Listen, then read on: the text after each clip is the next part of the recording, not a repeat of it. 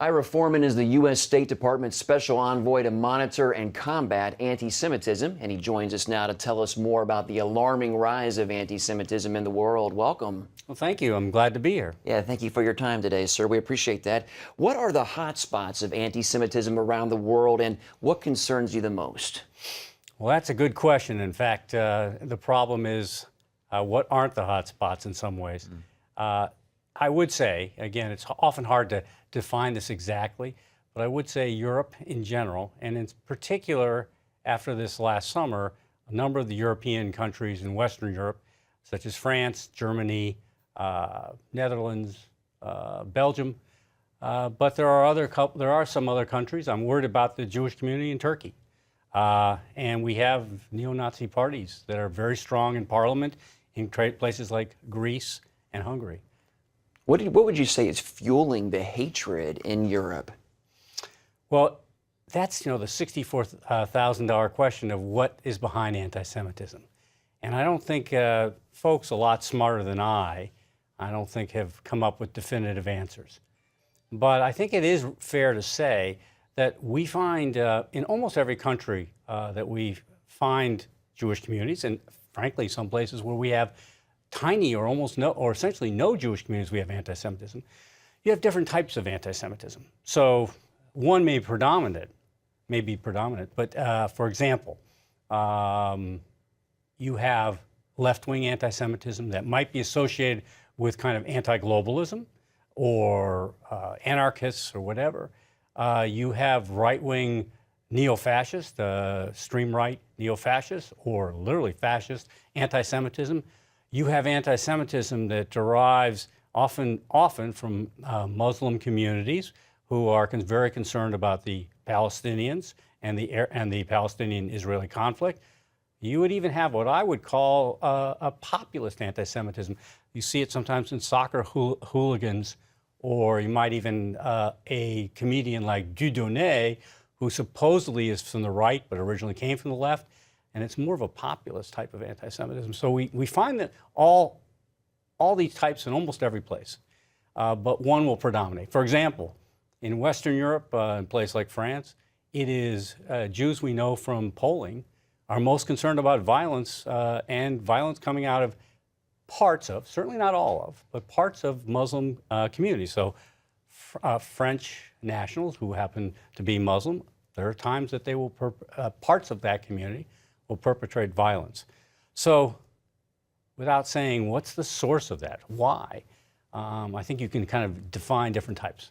Okay, all right. Well, Nazi Germany tried to make towns and cities Judenfrei, or, quote, free of Jews. Right. Now, many European cities are declaring themselves Israel-free zones, free from Israeli products and culture. How does that concern you? Well, it's not an area of my direct expertise or what I work with all the time. What I do, where our office does work on, that affects the kind of the Palestinian-Israeli conflict, is where does legitimate criticism of Israel cross the line over to anti-Semitism? And we have U.S. policy on that. And so I think the U.S. government believes that we should treat Israel exactly like every other nation, no better, no worse. So criticism of Israel, there's nothing wrong with criticism of Israel, but when there are certain types of criticism that cross the line. So for example, delegitimizing Israel, saying all other forms of nationalism are okay, but not Jewish nationalism, not Zionism. Or defaming Israel. An example might be what the Israelis are doing to the Palestinians is exactly what the Nazis did to the Jews.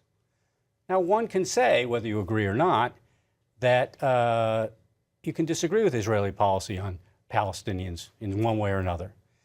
But to say that it's genocide is defamation. And then finally, double standards, where you treat Israel differently than you treat other countries.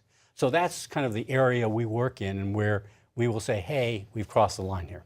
Okay. All right. Well, the BDS movement, boycott, divestment, and sanctions, is called by some an organized campaign to demonize Israel.